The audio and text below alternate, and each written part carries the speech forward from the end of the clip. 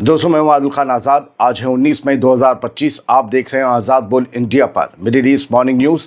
इस शो में आज आपको दिखाएंगे 2 महीने बाद आखिरकार गजा में एड भेजने की मिली इजाजत। इजरायली कैबिनेट ने लिया फैसला, लेकिन मकसद बेहद खतरनाक। नेतन्याहू के ऑफिस का इकरार, एड भेजने का फैसला आर्मी के कहने पर हुआ, यानी आर्मी को पता थे गजा की भुखमरी के हालात, मगर झूठ बोलती रही इजरायली सरकार। आखिरकार इसराइल ने शुरू कर ही दिया जमीनी हमला। जमीनी ऑपरेशन स्टार्ट होते ही तबाही तेज, 150 से ज्यादा गाज़ियां हुए शहीद। ब्रिटेन में ईरानी शहरियों की गिरफ्तारी पर तेहरान का एहतजाज, ब्रिटिश चार्टर्ड अफेयर्स को किया तलब। और सीरिया में सभी मिलिशिया ग्रुप्स के लिए डेडलाइन जारी, अल-शरा हुकूमत का फरमान, हथियार डालो वरना सजा भुगतो। सवाल खैर, इसराइल ने 2 महीने बाद गजा में एड भेजने की इजाजत दे दी है, लेकिन असली मकसद रहमत नहीं बल्कि हिजरत है। इस खबर को ब्रीफ में समझिएगा, मैं ब्रीफ में ही समझाऊंगा। एड जा रही है, मदद जा रही है, लोगों को रोटी मिलेगी, लेकिन कितने लोगों को और कैसे और मकसद क्या है। इसराइली सिक्योरिटी कैबिनेट ने गजा में ह्यूमैनिटेरियन एड जारी करने की इजाजत दे दी है। 2 महीने की टोटल या 2 महीने से ज्यादा की टोटल ब्लॉकेड और भुखमरी के बाद ये इजाजत मिली। क्या रहमदिल लोग हैं। लेकिन ये कोई इंसानी फैसला नहीं है। अमेरिका इसराइल का एक नया रिहाई प्लान है। रिहाई, गजा से लोगों की रिहाई, गाजा वालों की। और इसका असली मकसद है 2 मिलियन से ज्यादा फलस्तीनियों को फोर्सिबली, जबरदस्ती साउथ गजा में धकेलना। अब से 5 दिन बाद यानी 24 मई से एक नया अमेरिकी इजरायली एड सिस्टम शुरू होगा। उस वक्त तक कुछ एड इंटरनेशनल ग्रुप्स के जरिए भेजी जाएगी, लेकिन अमेरिका इसराइल का जो मदद देने वाला प्लान है उसकी तो यूएन तक मुखालफत कर चुका है। इसराइली न्यूज़पेपर येदियोत एरोनॉट के मुताबिक कुछ मिनिस्टर्स जैसे इतमार बेन-ग्विर और बेजलेल स्मोट्रिच, इन्होंने नेतन्याहू से एड दोबारा भेजने के इस फैसले पर कैबिनेट में वोटिंग करवाने की मांग की कल रात। लेकिन नेतन्याहू ने, प्राइम मिनिस्टर कहूंगा क्योंकि उसका इख्तियार था प्राइम मिनिस्टर का, प्राइम मिनिस्टर नेतन्याहू ने वोटिंग से इनकार कर दिया। इसराइली मिनिस्टर स्मोट्रिच और इतमार बेन-ग्विर गजा को भूखा मारने के हक में है कि वहां कुछ भी ना जा पाए, लेकिन बताया जा रहा है कि अमेरिका के प्रेशर में इसराइल ने फैसला लिया। हालांकि कोई प्रेशर नहीं है, ये एक प्लानिंग है। इसी सिलसिले में दूसरी खबर सुन लीजिए। कुछ न्यूज नेटवर्क के मुताबिक ये मूव उस बदनाम अमेरिकन इसराइली प्लान का हिस्सा लगता है जिसका मकसद है 2.5 मिलियन फलस्तीनियों को, अब ये 2.5 मिलियन लिखते हैं, कहीं 2 मिलियन लिखा जाता है, 2.5 मिलियन फलस्तीनियों को साउथ गजा के एक छोटे से हिस्से में धकेल देना। ये प्लान का असली मकसद है, यानी पूरा गजा खाली करवा के बस एक जेल नुमा जगह पर इन सबको धकेल देना। कुछ न्यूज नेटवर्क कहता है कि एड प्लान के तहत गजा की सिर्फ 25% आबादी को ही मदद मिलेगी, 75% को नहीं। बाकी लोग भूखे, बेघर और बम्बार्डमेंट का शिकार ही रहेंगे। किस तरीके का एड प्लान है? फिर वो कहाँ जाएंगे? क्या वो गधेड़े जाएंगे? गजा में सिर्फ 25% लोग रहेंगे, गजा के 75% का क्या होगा? इसी सिलसिले को आगे बढ़ाता हूं, तीसरी खबर जोड़ता हूं। गजा में मदद दोबारा शुरू करने के फैसले पर नेतन्याहू के ऑफिस का कहना है कि एड भेजने का फैसला आर्मी के कहने पर, आईडीएफ के कहने पर लिया गया ताकि गजा में मिलिट्री ऑपरेशंस और एग्रेसिव किए जा सकें। अभी तक नेतन्याहू की हुकूमत कहती थी कि गजा में कोई भुखमरी नहीं है, उसके मिनिस्टर्स कहते थे भरपूर खाना है। फिर ये आईडीएफ ने क्या बोला कि एकदम एड भेजने का फैसला हो गया? क्या आईडीएफ को लग गया कि भुखमरी रात ही रात फैल गई? इसराइली चैनल 13 भी कंफर्म करता है कि ये मूव ह्यूमैनिटेरियन नहीं बल्कि मिलिट्री स्ट्रेटजी का पार्ट है। खुद इसराइली चैनल कह रहा है कि कोई रहमदिली नहीं है। मार्च से अब तक गजा में 2.5 मिलियन लोगों पर टोटल ब्लॉकेड लगा हुआ है, पूरी तरीके से नाकेबंदी। एक रोटी एक राशन हवाई जहाज से नहीं, समंदर से नहीं, कहीं से नहीं आ रहा। बच्चों समेत दर्जनों भूख से मर चुके हैं।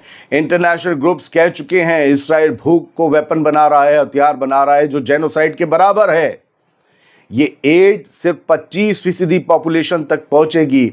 ज्यादा डिस्ट्रीब्यूशन पॉइंट साउथ गजा में बनाए जा रहे हैं, यानी कि सारी आबादी को गजा के साउथ में धकेलने का इरादा है। याद रखिएगा, साउथ में खान यूनिस है, रफा है, और साउथ में है मिस्र की सरहद।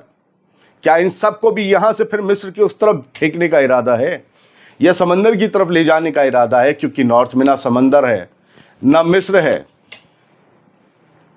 बहुत बड़ी पॉलिसी है। न्यूट्रल ह्यूमैनिटेरियन ग्रुप्स नहीं बांट पाएंगे, ये अमेरिका इसराइल के थ्रू ही बटेगा। इसमें पुराने फौजी भी होंगे। ह्यूमन राइट्स ग्रुप कह रहे हैं ये फोर्स डिस्प्लेसमेंट है और एक स्ट्रेटजी के जरिए पूरी आबादी को एक पतली सी जगह, एक स्ट्रिप में घुसा दिया जा रहा है। मदद के नाम पर ज़बरदस्ती की जाने वाली है लोगों के साथ गज़ा में, उनकी ज़मीन छीनी जाने वाली है।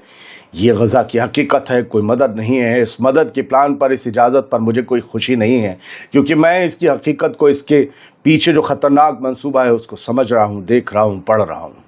गज़ा के लोगों को रोटी तो मिलेगी, लेकिन किस कीमत पर? उनकी ज़मीन उनसे छीनने के खदशे बढ़ गए हैं, बढ़ते आगे।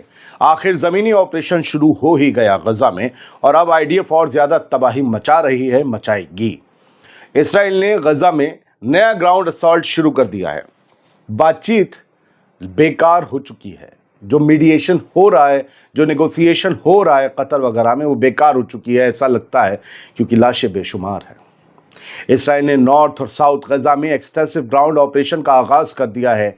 आर्मी ने इतवार की रात को इसकी तस्दीक की।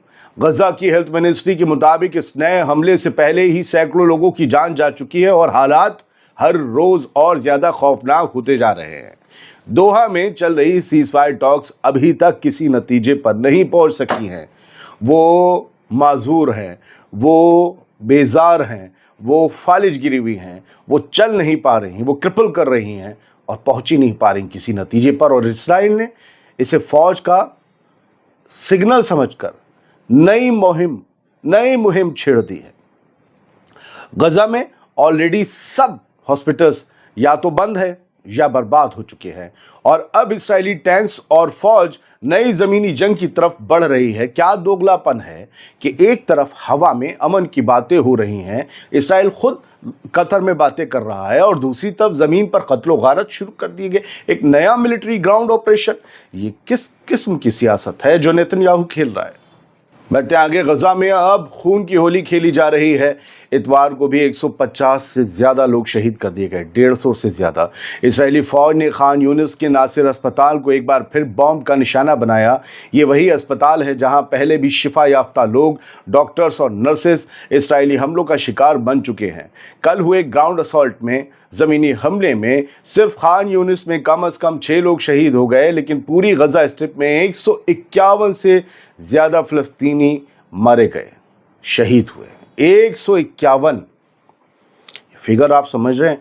पिछले 5 दिन में मैं काउंट ही नहीं कर पाया कब 100 से कम ये तादाद हुई हो, जबकि पहले 50 से कम भी हो रहा था, लेकिन वो भी एक बड़ी तादाद थी।